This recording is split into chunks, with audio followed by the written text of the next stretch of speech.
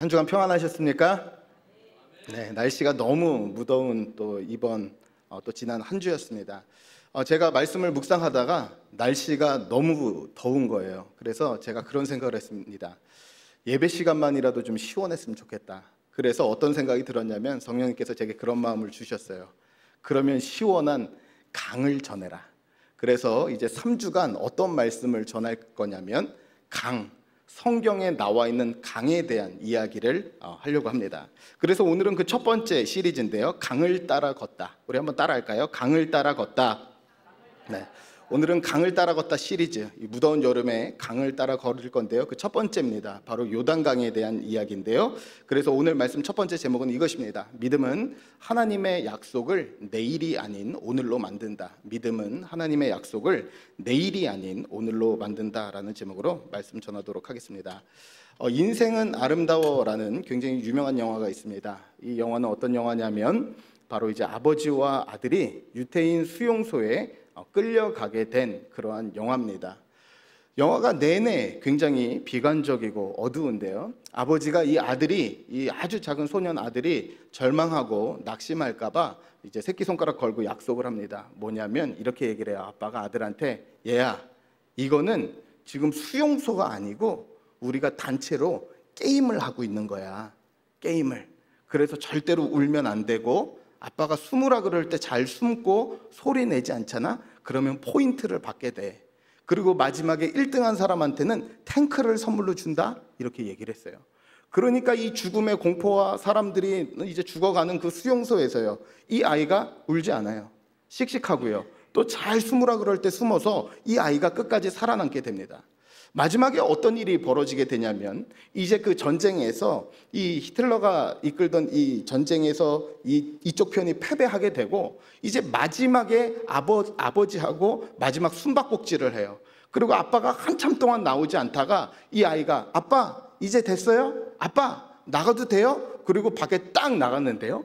그때 기가 막히게 저쪽에서 연합군의 탱크가 이 아이 앞에 멈춰서게 됩니다. 그러니까 이 아이가 막 빵긋 웃으면서 진짜네, 진짜였네 그러면서 너무 행복해하면서 그 영화가 끝나게 돼요. 제가 그 영화를 보면서 한 가지를 느낀 게 뭐였냐면 바로 이것이었습니다. 믿음이라는 것, 우리는 흔히 믿음을 간절히 바라는 것이라고 생각을 해요. 그런데 믿음이라는 것은 사실 무엇이냐면 약속된 것을 오늘로 가져오는 능력, 그것이 믿음이라는 거예요. 한번 같이 고백할까요? 약속된 것을 오늘로 가져오는 능력, 그게 믿음이라는 것입니다. 오늘 우리가 같이 읽었던 오늘 본문 말씀이 바로 그에 대한 말씀입니다. 창세기 15장을 보면 하나님께서 아브라함에게 약속하십니다. 이 가나안 땅을 내가 내게 주리라 약속을 하셨어요.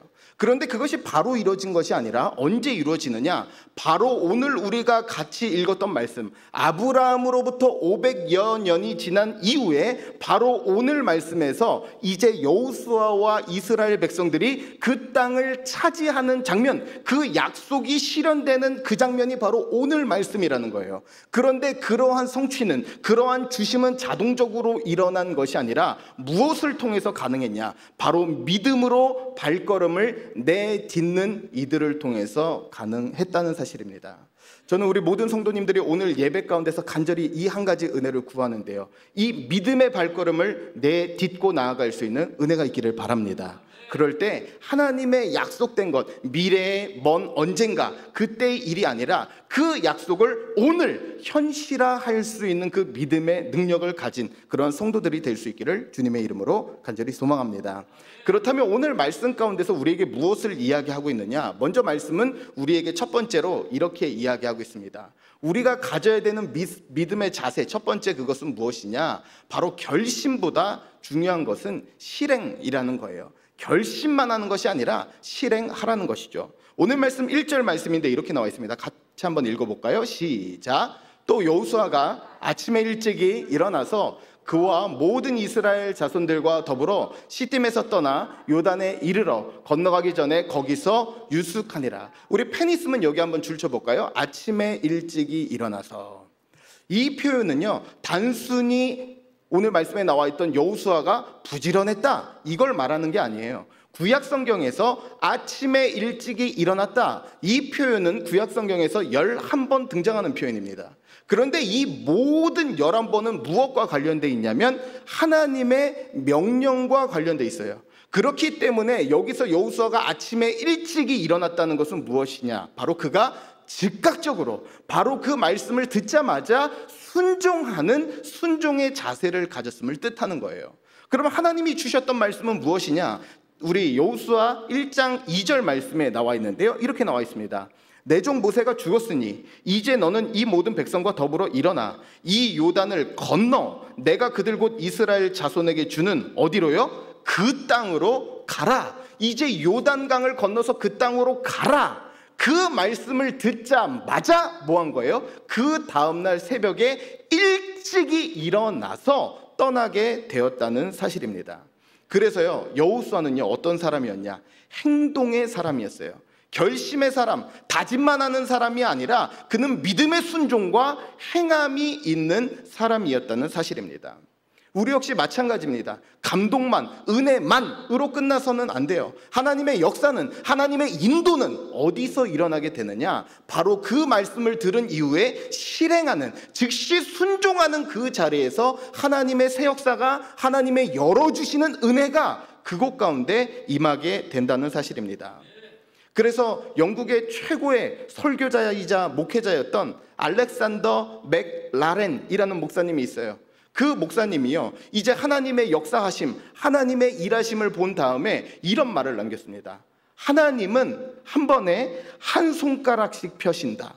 이게 무슨 말인지 아세요? 하나님은 한 번에 한 손가락씩만 펴신다는 거예요. 그 얘기는 뭐냐? 한 번에 한 가지 순종을 통해서 한 가지 인도를 하시고 또 다른 순종을 통해서 또 다른 인도로, 그 다음 인도로 나아가게 된다는 거예요. 알려주시는 거요, 보여주시는 거요, 다 알고 가는 길, 그런 거 없습니다. 하나님께서는 한 번에 한 손가락을 펼치듯이 하나하나만 알려주시는데 그곳 가운데서 순종하며 나아갈 때 그 다음 인도로, 그 다음 예비하심을 보여주신다는 사실이에요.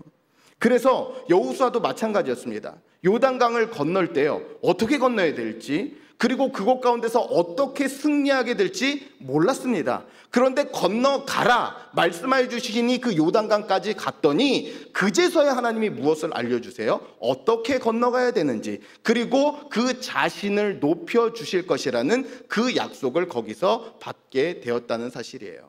그래서 절대 잊지 마십시오. 주님께서 찾으시고 주님께서 주목하시는 사람은 어떤 사람이냐? 준비된 사람이 아니에요. 어떤 사람을 쓰시는지 아세요? 순종하는 사람, 바로 실행하는 사람을 쓰세요. 왜요? 능력과 방법은 하나님께 있기 때문에 그래요. 능력과 방법은 하나님께 있기 때문에 그 말씀에 순종하는 이들을 찾고 계신다는 사실입니다.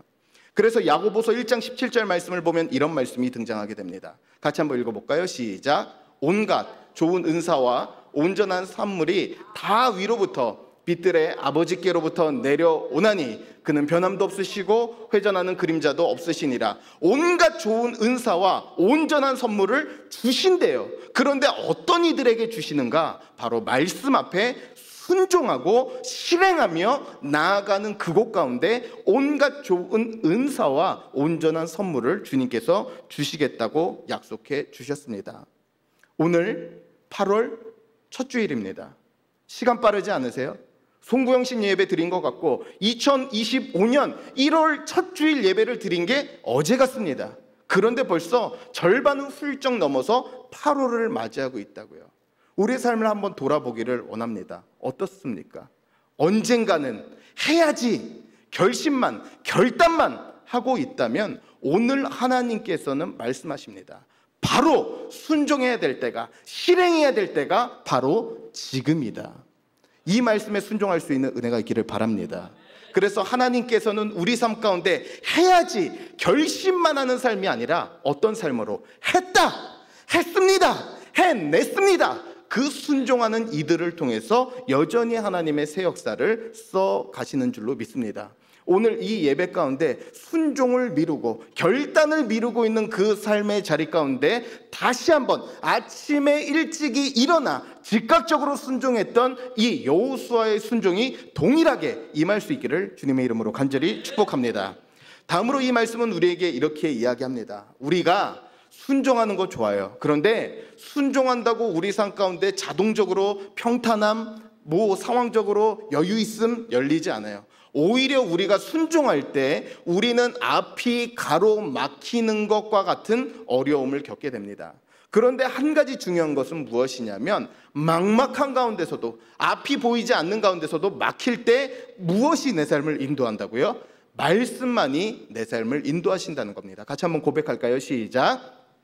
막힐 때 말씀만이 내 삶을 인도하신다. 막힐 때 다른 것 없어요. 말씀만이 내 삶을 인도하세요.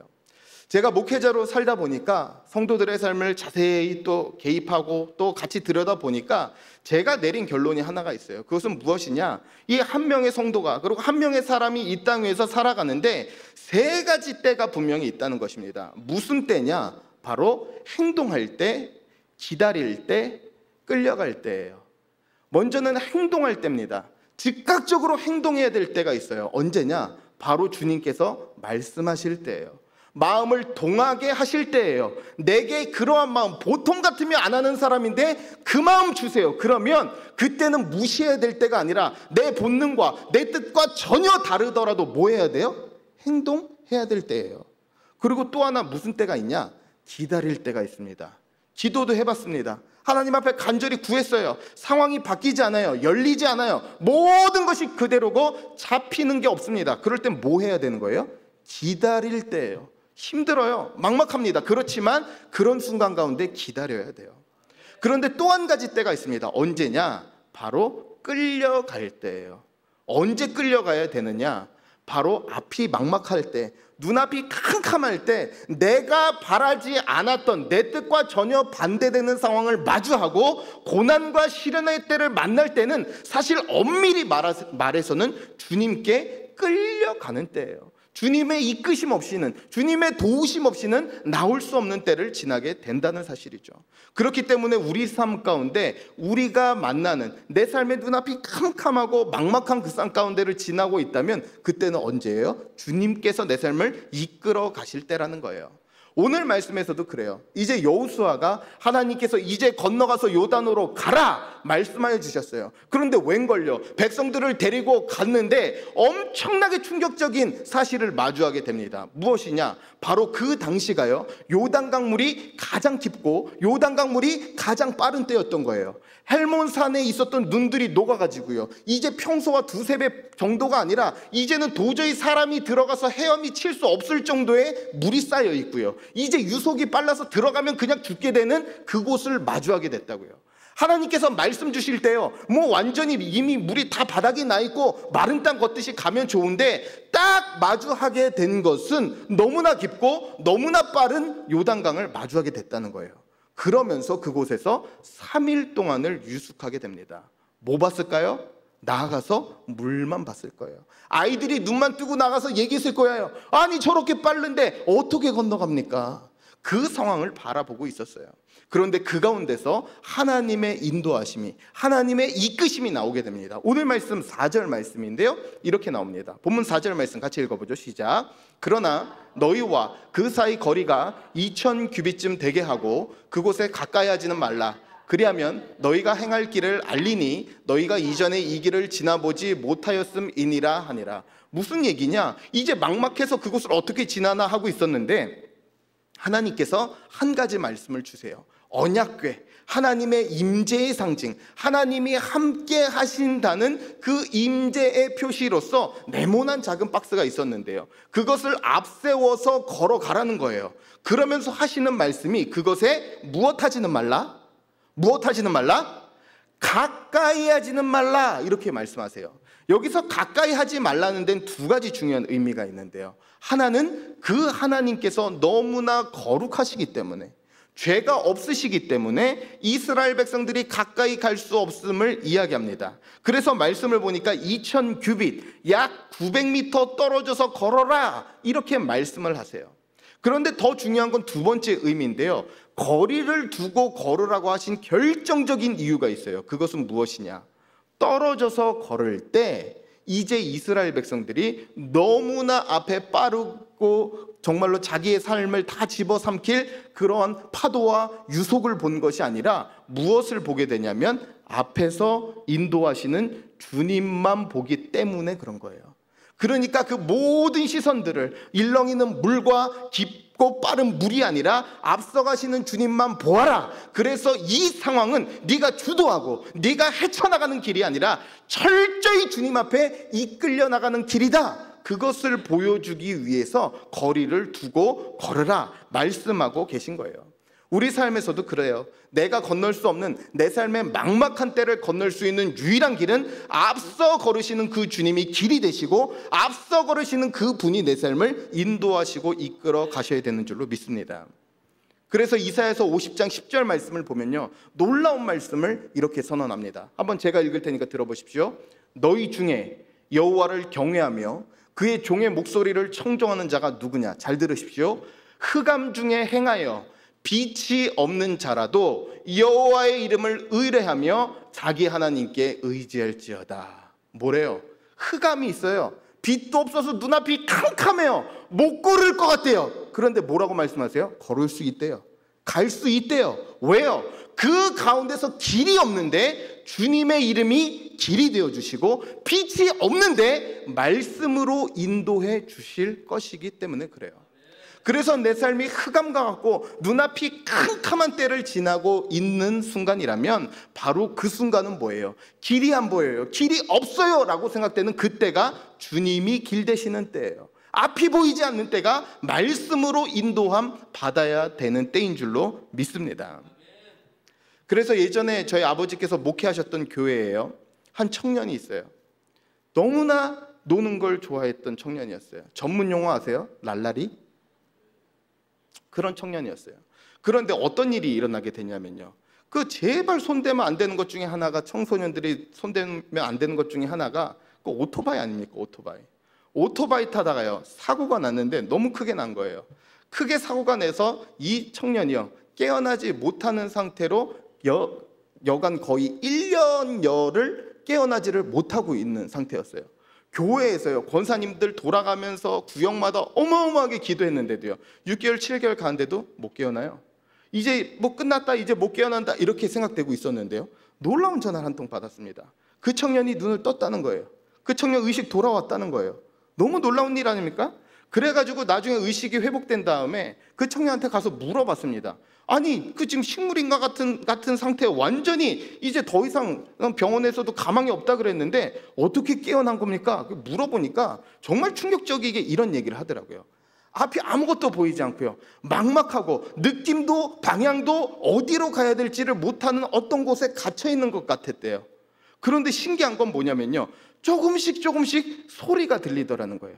무슨 소리? 옆에서 엄마가 틀어놨던 말씀 소리, 테이프 소리, 말소리가 조금씩 들리는 거예요. 그러니까 방향도 몰라요. 어디로 가야 될지도 모르고 내가 막 가만히 막 헤매고 있는데 말씀 소리가 조금 들리니까 그쪽 방향으로 걷기 시작했대요. 계속 걸었대요. 말씀이 희미하고 어떨 때는 안 들리고, 또 이제 가가지고 목사님 가서 설교할 때는 조금 크게 들리면 가가지고 조금씩 그 방향으로 걷다 보니까요 조금씩 밝아지더래요. 조금 더 명확해지더래요. 그러면서 눈이 띄어졌다. 본인 그렇게 얘기하더라고요.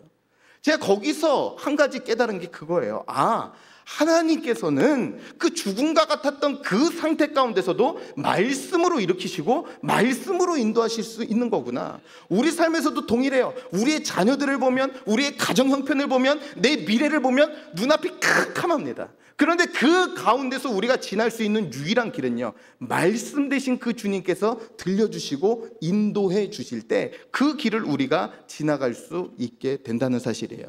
저는 간절히 바랍니다. 앞이 캄캄하고 길이 없는 것 가운데서도 이 말씀의 인도함 따라 걸을 수 있는 은혜가 있기를 바랍니다. 그러면 말씀 따라서 걸을 때 어떤 은혜가 있느냐? 오늘 말씀에서 너무 중요한 부분이에요. 세 가지 축복이 임하게 됩니다. 우리가 말씀을 따를 때요 세 가지 축복이 임하게 돼요. 첫 번째는 무엇이냐? 한번 따라할까요? 담대함. 말씀을 붙잡으면요, 내가 너무 걱정되고 염려되는데 담대함이 임합니다. 이제 하나님께서 이 백성들에게 이제 제사장들이 메고 이제 언약궤 메고 나아가라. 한번 생각을 해보세요. 앞에 지금 유속이 너무나 빠르고 멈추지 않는 강물인데요, 맨 첫 번째 발을 내딛는 그 제사장의 두려움은 어땠습니까? 이거 실수한 거 아닌가? 이거 내가 왜 괜히 한다 그랬지? 온갖 두려움이 몰려왔을 건데요, 담대히 그곳을 향해 나아갑니다. 왜요? 말씀이 그 마음 가운데 걱정과 염려가 아니라 뭘 주셔서 그래요? 담대함을 회복시켜 주셔서 그래요. 그리고 또 하나, 말씀을 붙잡으면요, 어떤 일이 일어나게 되느냐? 바로 그 상황 가운데, 처해 있는 상황 가운데 한번 따라할까요? 막아주시는 은혜가 임해요. 내가 너무 절망하고 낙심합니다. 그런데 그 가운데서 말씀 붙들면요, 주님의 막아주심의 은혜가 있어요. 이제 이 제사장들이 그 땅을, 그 강을 밟기 시작할 때 어떤 일이 일어나게 되냐? 강물이 끊어지게 됩니다. 흐르던 물들이 마침내 몰려와서 이들을 휩쓸고 지나가야 되는 그 물이 멈춰섰다고요. 동일합니다. 우리가 말씀 붙들고 나아갈 때 내 삶을 송두리째 흔들어 놓아야 하는 그 문제가, 그 일들이, 그 사람이 내 삶을 어찌할 수 없는 주님의 보호하신 가운데 걷게 되는 줄로 믿습니다. 또 하나는 무엇이냐? 말씀을 붙잡고 걸어가요. 그럴 때 우리 삶 가운데 담대함과 막아주심과 그리고 마침내 건져주시는 은혜가 임해요. 이 백성들이요, 도저히 건널 수 없는 길이지만 말씀 붙잡고 걸어갈 때 그 가운데서 한 명도 잃어버리거나 한 명도 죽지 않고 그 길을 건너요. 왜요? 그들이 경험으로 건넌 것 아니라, 그들의 능력으로 건넌 것 아니라 무엇으로요? 말씀 붙들고 건넜기 때문에 그렇습니다. 그래서 저는 간절히 축복합니다. 우리 성도님들, 우리 청년들, 눈앞이 캄캄한 상황이라면 다시 한번 이 말씀께서 이끌고 가는 삶이 될 수 있기를 바랍니다. 그럴 때 두려움 가운데서도 담대함이, 그리고 내 삶을 흔들어 놓는 것 가운데서도 보호하심이, 그리고 반드시 건진받아야 하는 그곳 가운데서 건지시는 구원의 역사가 있게 될 줄로 믿습니다. 마지막 오늘 말씀은 우리에게 이렇게 이야기합니다. 그러면 어떻게 우리에게 살아가느냐? 바로 이 믿음이라는 건 한 번만 가지고 순종하는 게 아니에요. 믿음은요, 믿는 자들의 삶의 방식이자 능력이 되는데, 그래서 우리에게 이것을 도전합니다. 한번 같이 고백할까요? 믿음의 논리로 살아가라. 한 번만 더요. 시작. 믿음의 논리로 살아가라. 이제 하나님께서요, 이 요단강에서 일으키신 이 하나님의 사건은 단회적이고 한 번 일어난 일이 아니었어요. 오히려 하나님께서는 이 일을 통해서 영적인 예고편, 하나님께서 이루실 일들에 대해서 미리 알려주신 말씀, 그것이 바로 이 요단강 사건이라는 것입니다. 오늘 말씀 3장 10절 말씀을 보면 이런 말씀이 나와 있는데요, 같이 한번 읽어볼까요? 시작. 또 말하되 살아계신 하나님이 너희 가운데 계시사 가나안 족속과 헷 족속과 히위 족속과 브리스 족속과 기르가스 족속과 아모리 족속과 여부스 족속을 너희 앞에서 반드시 쫓아내실 줄을 이것으로 너희가 알리라. 지금 여호수아는 선언합니다. 이 요단강을 건넌 건 그냥 기적이 아니라 너희가 이제 저 가나안 땅에 들어가서 마주하게 되는 모든 민족들을 이기게 하실 하나님의 보증이자 약속이다, 이렇게 받아들였다는 거예요. 여기서 보게 되는 것이 무엇이냐면요, 여호수아는요, 믿음의 논리를 가진 사람이었어요. 무슨 논리라고요? 믿음의 논리. 믿음의 논리는 무엇이냐면요, 하나님께서 지금 내 삶 가운데 개입하세요. 하나님께서 지금 내 삶 가운데 일하고 계세요. 그렇기 때문에 내 삶이 어떠한 우겨쌈과 어려움을 만나더라도 하나님께서는 그곳 가운데 일하실 것이고, 그 문제보다 주님께서 크시다는 고백을 끝까지 가지고 살아가는 모습, 그게 뭐예요? 믿음의 논리를 가지고 사는 모습이에요. 제가 초등학교 때 읽었던 책 중에서요, 논리야 놀자라는 책이 있어요. 들어본 적 있으세요? 논리야 놀자. 그 책을 보면요, 논리가 무엇인지를 우리에게 알려줘요. 논리라는 것은 무엇이냐면 어떤 사람이 일관되게 생각하는 생각의 방식이에요. 그런데 논리가 정확하면 앞뒤가 정확하고 앞으로 예견될 일들이 척척 맞기 시작합니다. 그런데 문제는 이 논리가 잘못되면 삶 전체가 흔들리게 된다는 거예요. 그러면서 그 책을 보면 한 어리석은 청년의 이야기가 이렇게 나와요. 한 청년이 있었는데요, 이 청년이 너무 게으른 청년이었어요. 놀기만 좋아하는 청년이었어요. 겨울이었는데요. 빨리 봄이 와서 놀고 싶은 거예요. 그런데 너무 추워 죽겠는데 어느 날 외투 한 벌이, 비싼 외투 한 벌이 있었는데 갑자기 제비 한 마리가 슝 지나갑니다. 그러면서 그걸 보면서 뭐라고 느끼냐면, 아, 이제 드디어 봄이 왔구나. 그러면서 가가지고 이 외투를 잽싸게 팔아버리고 노는데 돈을 막 써요. 그런데요, 날씨가 더 추워지기 시작합니다. 그리고 얼마 있다가 얼어 죽었어요.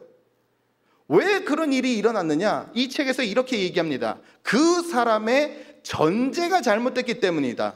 그 사람이 가졌던 이 어리석은 청년의 전제가 무엇입니까? 제비 한 마리가 왔기 때문에 뭐가 왔다? 봄이 왔다. 그런데 모든 제비가 온 게 아니에요. 지금 상황적으로 그렇지 않습니다. 그냥 한 마리 제비를 봤는데 그것이 왔으니까 봄이 왔고 잘 될 거야 생각해서 팔았다가 잘못된 전제가 잘못된 인생으로 이끌어가게 됐다는 거예요.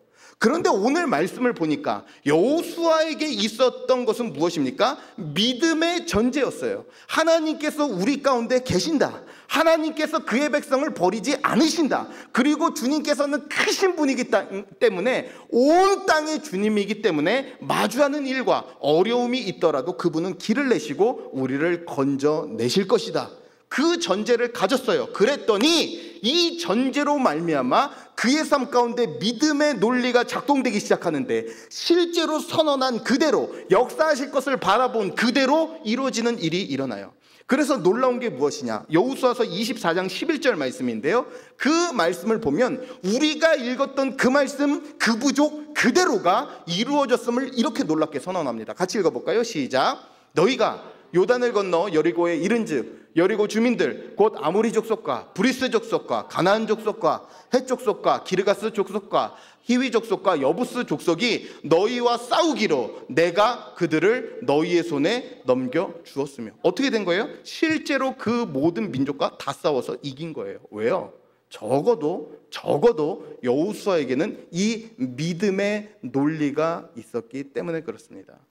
저는 성도님들이요, 한 번의 믿음의 역사, 지난날의 과거의 역사가 아니라 오늘도 작동되는 이 믿음의 논리를 갖고 살 수 있는 은혜가 있기를 간절히 소망합니다.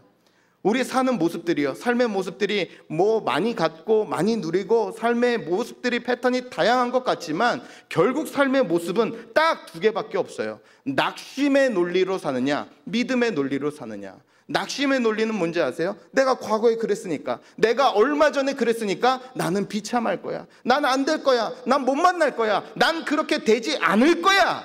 이미 쓰여진 전제대로 잘못된 결과로 이끌려 사는 것.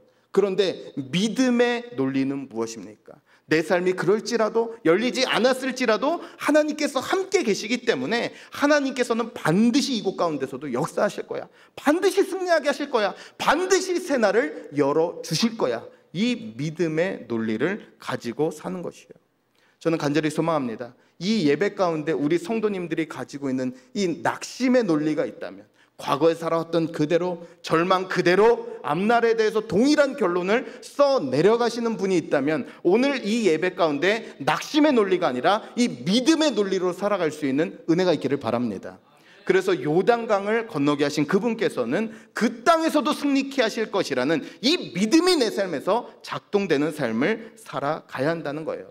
그래서 로마서 8장 32절은 우리에게 놀랍게 이렇게 선언합니다. 같이 한번 읽어볼까요? 시작. 아끼지 아니하시고 우리 모든 사람을 위하여 내주신 이가 그 아들과 함께 모든 것을 우리에게 주시지 아니하겠느냐. 이 무엇입니까? 자기 아들을, 하나밖에 없는 아들 독생자 예수 그리스도를 우리를 위해 내어주신 그 주님의 사랑이 내 삶을 향한 인도, 내 삶을 향한 축복, 내 삶을 향한 평안을 어찌 주지 않겠느냐. 우리에게 이 믿음의 논리를, 믿음의 눈을 가지고 살 것을 요청하고 있다는 것입니다. 저는 성도님들이요, 또 다른 새해를 바라보지 않았으면 좋겠습니다.